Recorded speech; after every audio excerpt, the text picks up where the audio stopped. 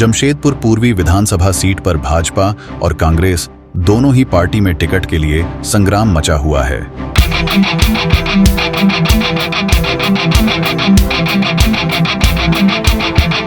कांग्रेस में टिकट को लेकर खींचतान मच रही है।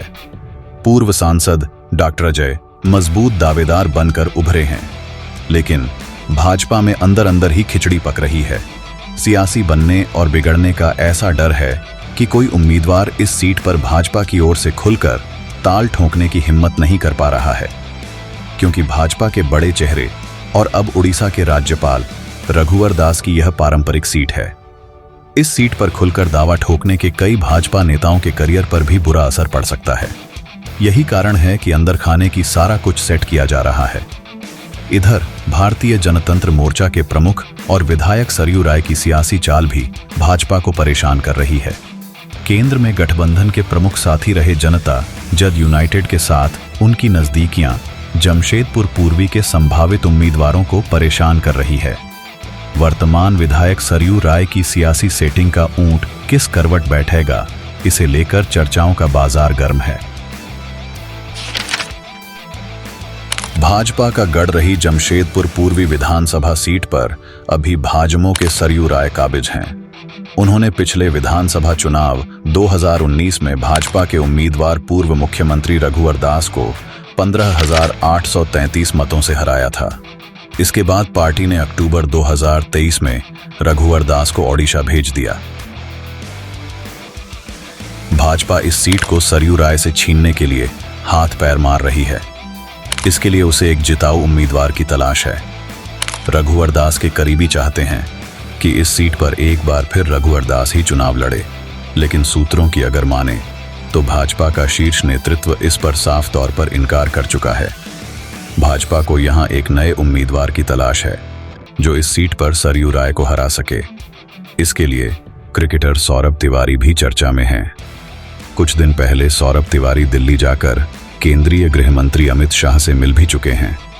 इसीलिए इस चर्चा को बल मिल रहा है कि सौरभ यहां से भाजपा के उम्मीदवार हो सकते हैं। पार्टी इस चुनाव में सौरभ की साफ सुथरी छवि और उनकी लोकप्रियता का फायदा उठा सकती है। इसके अलावा भाजपा नेता रामबाबू तिवारी की भी चर्चा हो रही है। सामाजिक कार्य कर अपना ग्राफ बढ़ाने में लगे भाजपा नेता शिवशंकर सिंह भी टिकट की दावेदारी कर रहे हैं। शिवशंकर सिंह का साफ सुथरा राजनीतिक करियर उन्हें बाकी संभावित उम्मीदवारों से अलग करता है। वह बेदाग चेहरा है और अंदरूनी गुटबाजी से दूर हैं। शिवशंकर सिंह को इसका लाभ मिल सकता है। भाजपा के पूर्व प्रदेश प्रवक्ता रह चुके सामाजिक कार्यकर्ता अमरप्रीत सिंह काले भी भाजपा की उम्मीदवारी की लाइन में हैं, लेकिन उनकी एंट्री इतनी आसान नहीं है। अभी वे पार्टी में भी नहीं हैं। हालांकि वर्षों से सामाजिक संगठन के बैनर तले वे लगातार क्षेत्र में सक्रिय हैं, सामाजिक कार्यों में हिस्सा ले रहे हैं। इतना ही नहीं, बूथ कमेटी तैयार कर अपनी दावेदारी ठोक चुके हैं। इसके अलावा ओडिशा के राज्यपाल पूर्व सीएम रघुवर दास की बहू भी चर्चा में है। माना जा रहा है कि रघुवर दास इस बात को लेकर एड्डी चोटी का जोर लगाए हुए हैं कि यहां से उन्हें या उनके परिवार से किसी को टिकट मिले। अगर किसी कारण से ऐसा नहीं भी हो पाता है तो उन्हीं के किसी करीबी को टिकट मिले। भाजपा नेता अभय सिंह भी जमशेदपुर पूर्वी से चुनाव लड़ते रहे हैं। हालांकि अभी वह राजनीतिक हाशिए पर चल रहे हैं, मगर टिकट के दावेदारों में वह भी शामिल हैं।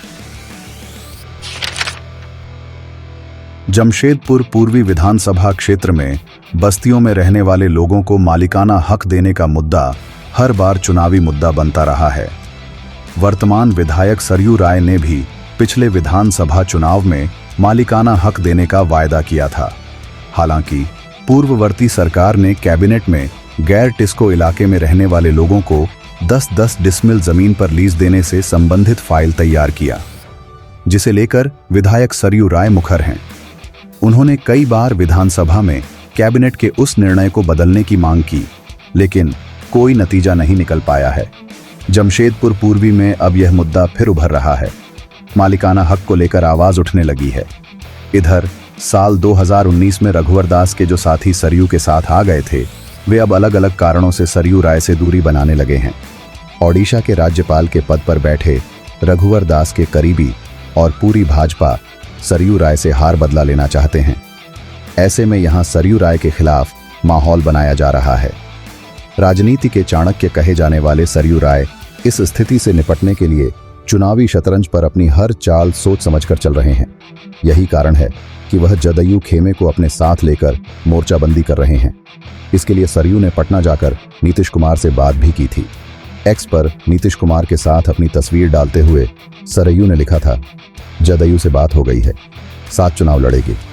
मगर इसके बाद ही जदयू के बड़े नेता खीरू महतो का बयान आ गया कि सरयू राय जदयू में आ जाएं, सब ठीक हो जाएगा।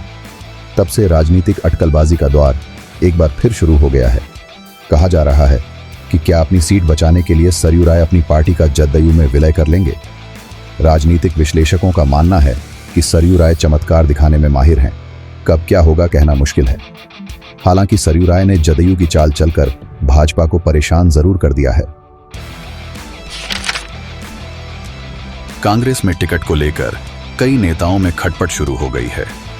पूर्व सांसद डॉक्टर अजय भी दावेदार हैं। वह टिकट के लिए दिल्ली तक अपनी बात पहुंचा चुके हैं। कहा जा रहा है कि डॉक्टर अजय का टिकट पक्का है। क्षेत्र में अब भी उनका क्रेज है।